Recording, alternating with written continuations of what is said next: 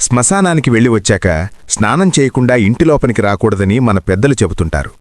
ఇది కేవలం మూఢనమ్మకం అని మీరనుకుంటున్నారా?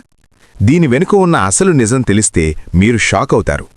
నిజానికి మన పూర్వీకులు ప్రతి ఆచారం వెనుక ఒక బలమైన వైజ్ఞానిక కారణాన్ని దాచి ఉంచారు. ఒక వ్యక్తి చనిపోయిన తర్వాత వారి శరీరం చాలా త్వరగా కుళ్ళిపోవడం ప్రారంభమవుతుంది. ఈ ప్రక్రియలో ఆ శరీరం నుండి కొన్ని వేల రకాల హానికరమైన బ్యాక్టీరియా మరియు వైరస్లు గాలిలోకి విడుదలవుతాయి. శ్మశానంలో గాలంతా ఈ సూక్ష్మక్రిములతో నిండి ఉంటుంది.